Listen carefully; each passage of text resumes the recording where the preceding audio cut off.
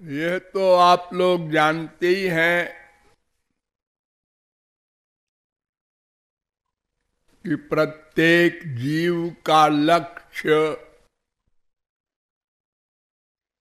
ईश्वरीय आनंद प्राप्त करना है। और यह भी आप लोग जानते हैं कि भगवान संबंधी आनंद बाहर से तो कमाया नहीं जा सकता, वो भगवान के पास ही है। तो किसी के पास कोई सामान होता है और हम उससे लेना चाहते हैं तो संसार में कई उपाय हैं। नंबर एक, जबरदस्ती।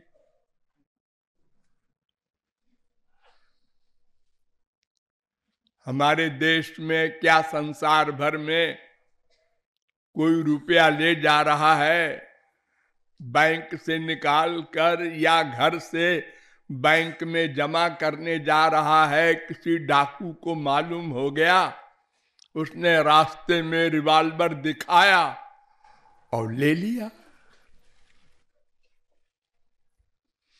रोज होती हैं ये घटनाएं, आप लोग सब जानते हैं। जबरदस्ती। और एक रास्ता है हमारे संसार में, चोरी कर लो, उसको मालूम न पड़े, चुरा लो। तो चोरी डकैती, ये दो शब्द आप लोगों ने बहुत सुने हैं और देख रहे हैं संसार में। लेकिन ये दो रास्ते भगवान के यहां काम नहीं देंगे। क्यों? इसलिए कि पहली बात तो भगवान दिखाई ही नहीं पड़ता किसी को। तो आप चोरी कैसे करेंगे, डकैती कैसे करेंगे? दूसरे, संसार में चोरी डकैती जो होती है वो पावर के अनुसार होती है। बड़ी पावर छोटी पावर से सामान छीन लेता है। लेकिन भगवान के तो बराबर भी कोई नहीं है, बड़ा होने का तो प्रश्न ही नहीं। न तत्समश्चाभ्यधिकश्च दृश्यते, वेद कह रहा है। श्वेताश्वतरोपनिषद 6वें अध्याय का 8वां मंत्र। न भगवान के बराबर कोई है न उससे बड़ा। न तत्समोस्तभ्यधिका कुतोन्य, गीता भी कहती है 11वें अध्याय का 43वां श्लोक। और भागवत भी कहती है स्वयं तो साम्यातिशयस्त्रधीशा, 3 स्कंद के 2 अध्याय का 21वां श्लोक। निरस्त साम्यातिशय नराधसा, 2 स्कंद के 4 अध्याय का 14वां श्लोक। तो गधा भी जानता है भगवान की बराबरी कौन करेगा।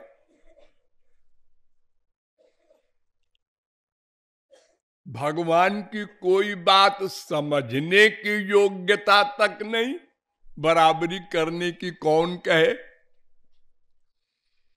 देखो, भगवान ने मां के पेट में एक बिंदु से भी कम रज बीर्ज से इतना बड़ा शरीर बनवा दिया। कोई कारीगर नहीं है वहां।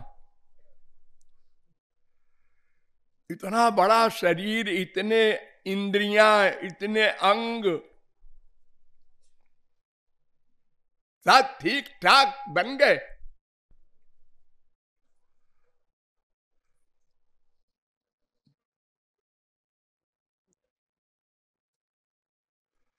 और आप उस गंदी थैली में 9-10 महीने जिंदा रहे।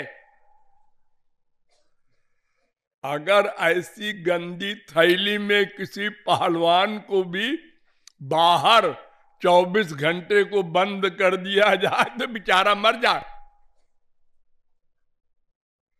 कैसे जिंदा रहे।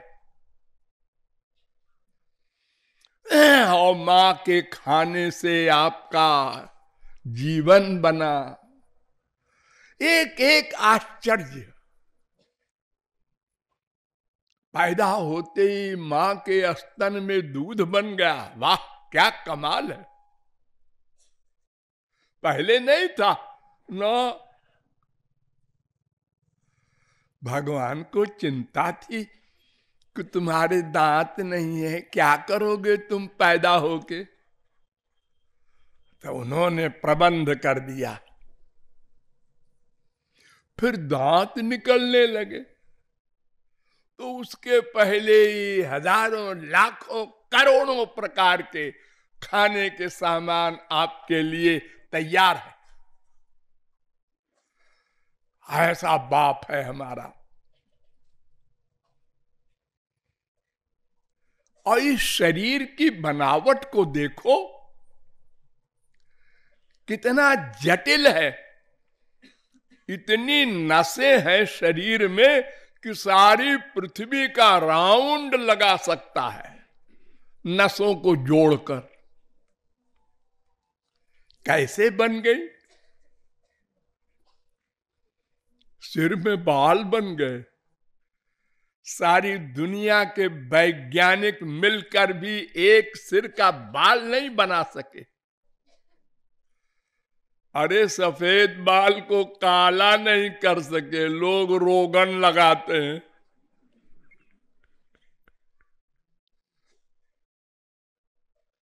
तो भला भगवान की बराबरी कौन करेगा? उनकी सृष्टि जो माया की है, जड़ माया की, उसी को नहीं समझ सका कोई आज तक। पहले क्या था? आज तक खोपड़ी लगा रहे करोड़ों वैज्ञानिक। सबसे पहले क्या था? पहले बताया सैकड़ों तत्व थे, फिर बताया नहीं नहीं ऑक्सीजन हाइड्रोजन 2 तत्व थे, फिर बताया नहीं नहीं इलेक्ट्रॉन प्रोटॉन ये 2 थे, फिर बताया नहीं एक न्यूट्रॉन भी है, फिर बताया नहीं उसके पीछे एक पावर है तेज। अब कहते हैं नहीं नहीं उसके पीछे भी कुछ है, वो हम लोग नहीं जानते।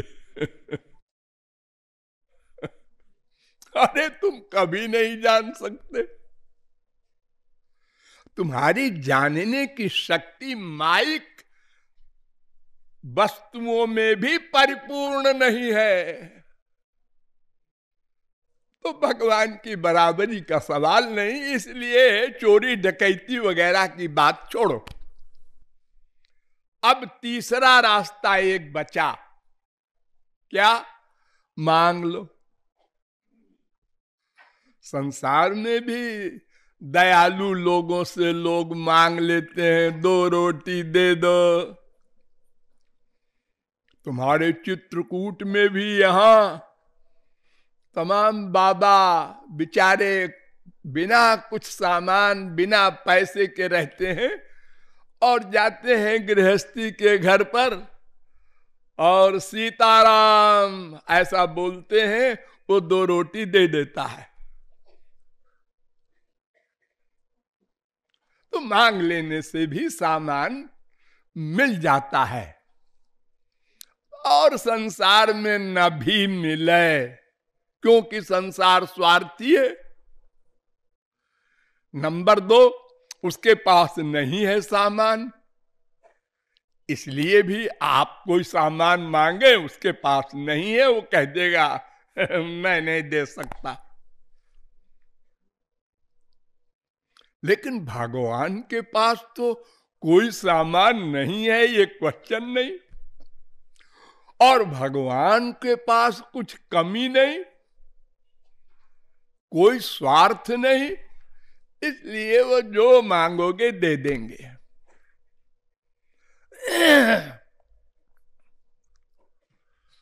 उनकी बड़ी बड़ी डिग्री है, अकारण करुण कृपा सिंधु, दया सिंधु, दीन बंधु। तो बस एक रास्ता है, मांग लेना। लेकिन मांगने के तरीके बहुत से होते हैं। बहुत से भिखारी बड़े बड़े शहरों में लखपति करोड़पति हैं। 20-20 टैक्सी चलती हैं बंबई में भिखारियों की, और फिर भी वो चिथड़ा लपेट कर भीख मांगते रहते हैं। हाँ, और ऐसे भी भिखारी होते हैं जो सचमुच गरीब हैं, न रहने की जगह है, न ठीक से कपड़ा है, न एक रोटी का इंतजाम है। तो जो सचमुच का गरीब होता है वो जब मांगता है कोई चीज तो उसकी शैली और होती है। और जब अमीर आदमी, देखो पिक्चर में क्या होता है, ये बड़े बड़े करोड़पति हीरो हीरोइन भिखारी की एक्टिंग करते हैं, तो उनके अंदर तो ये फीलिंग है ना कि मैं भिखारी थोड़े हूं, मेरे पास तो 50 करोड़ है। लेकिन एक्टिंग करो भाई ताकि और पैसा मिले, एक्टिंग करता है। तो ऐसे ही एक्टिंग करने से भगवान नहीं देंगे। सचमुच मांगोगे तो दे देंगे। बस इसी को कहते हैं शरणागति, भक्ति, उपासना। अनेक नाम है, वेद से के लेकर रामायण तक यही लिखा है। बस बड़े बड़े पोते हैं और चीजों के पाने के लिए तो बड़ी बड़ी साधनाएं हैं। जैसे संसार में कोई व्यक्ति 1 लाख कमाना चाहता है तो उसको सोचना पड़ेगा क्या करें 1 लाख मिले। मेहनत करें, सवेरे से रात तक लगा है आइसक्रीम बेचने में। हाँ, हमारे संसार में अभी 2 दिन पहले अमेरिका में ओबामा नाम के राष्ट्रपति हुए। सबसे बड़े शक्तिशाली देश के राष्ट्रपति, और सबसे बड़ी पावर होती है वहां के राष्ट्रपति को। वो एक समय में आइसक्रीम बेचते थे। बचपन में आइसक्रीम बेच के पेट भरते थे और सोचते थे कभी हम भी लखपति हो जाएं।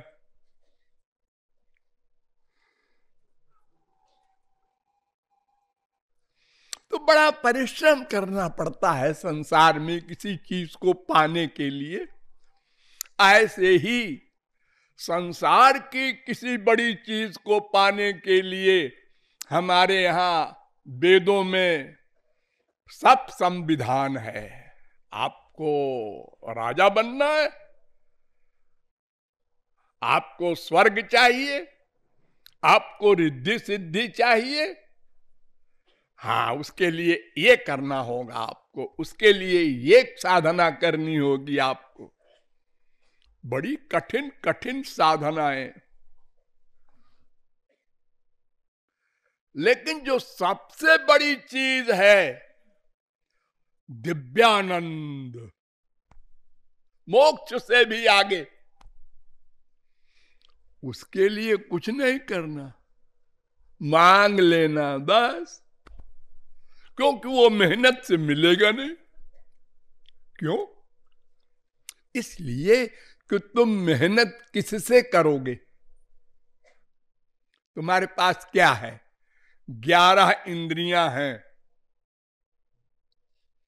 5 कर्मेंद्रिय, ये हाथ पैर वगैरह, 5 ज्ञानेन्द्रिय, आंख कान रसना त्वचा, और 1 मन। तो कर्मेंद्रिय से तो कोई प्रश्न ही नहीं। ज्ञानेन्द्रिय और 1 मन, ये 2 हैं। इन्हीं से तो तुम कुछ संसार का भी सामान पाने के लिए प्रयत्न करते हो, भगवान के लिए भी इन्हीं से करोगे। कोई महापुरुषों के पास एक्स्ट्रा इंद्रिय नहीं होती। वो भी हमारे भाई थे एक दिन, तुलसी सूर मीरा कबीर नानक तुकाराम, कोई भी हो।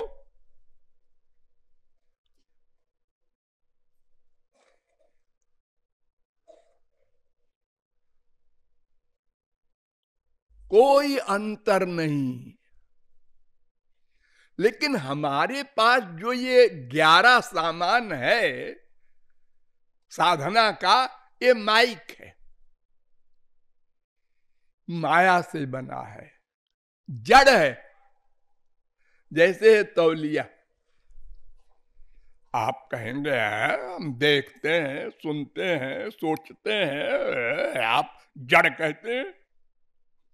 अरे तो देखो ना, तौलिया भी तो हिलता है, इसको तो हाथ हिला रहा है। अरे तो हाथ भी जड़ है।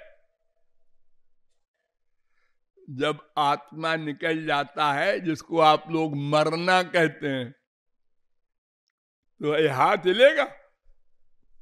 आप ऐसे ऐसे करो उसको, टाटा 0/100, तो उसके लिए कह देते हैं लोग गया गया। वो था इसलिए ये सब चेतन था, ये चेतन है इसलिए ये तौलिया चेतन थी। वो गया तो शरीर गया, तो ये तौलिया भी गया, सब गए। तो जड़ से जड़ सामान मिल सकता है, भगवान वगैरह जड़ नहीं है, उनका आनंद भी जड़ नहीं है। इसलिए वो किसी साधन से नहीं मिल सकता। करोड़ों वर्ष तप करो, जप करो, पाठ करो, पूजा करो, कुछ करके मर जाओ और सब बड़ी बड़ी चीजें मिल जाएंगी, गायब हो जाओ। हाँ, इतने भारी हो जाओ कोई उठा ना सके, और इतने हल्के हो जाओ कि फूंक दो तो उड़ जाओ। किसी के अंदर की बात जान लो। बड़ी बड़ी बातें होती हैं सिद्धि से, 23 प्रकार की सिद्धि होती है।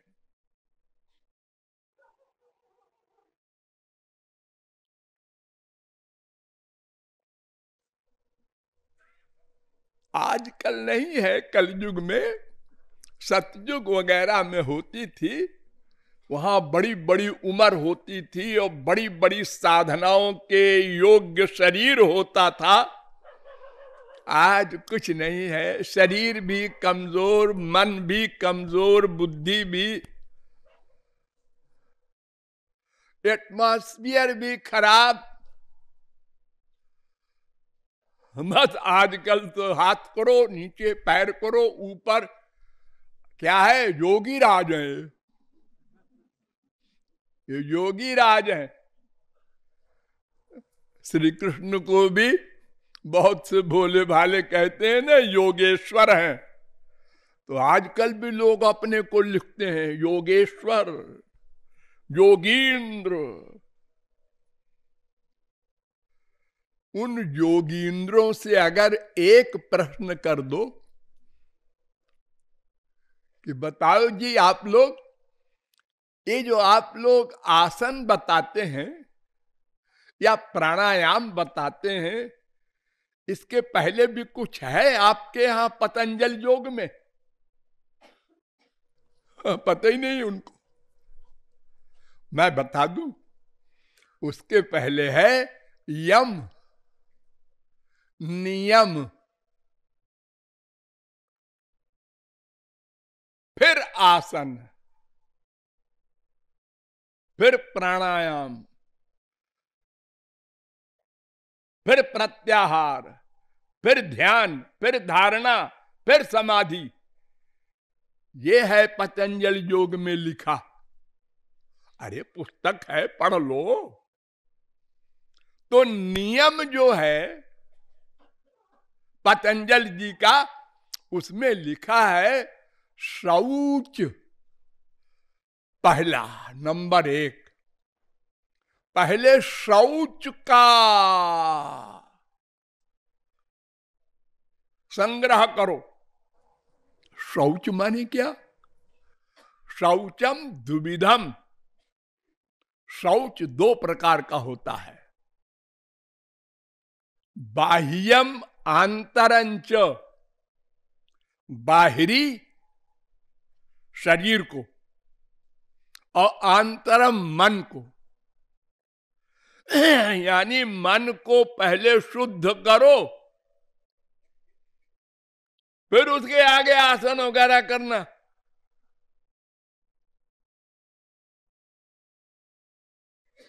मन को शुद्ध करो।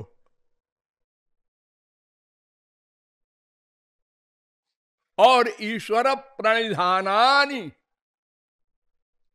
6वां, भगवान के शरणागत करो मन को, तब उसके बाद करो आसन प्राणायाम। पहले ही शुरू कर दिया तुमने आसन, ये करो, पैर ये करो, हाथ ये करो, यो करो, और वो भी मनमाना,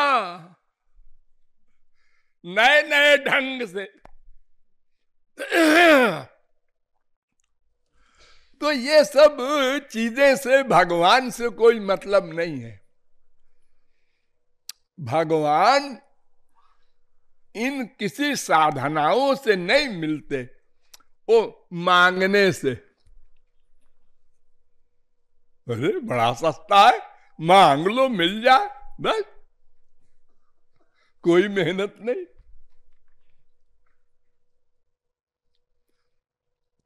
मांगते हैं हम लोग, अनादिकाल से मांग रहे हैं।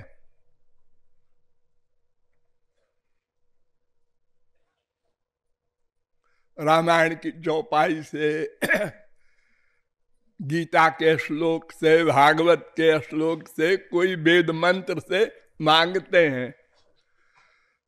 कोई संसार मांगता है, कोई मोक्ष मांगता है, कोई भगवान का प्रेम मांगता है। सब अपने अपनी अकल के अनुसार मांगते हैं, लेकिन मिलता नहीं। क्यों? फिर बताएंगे।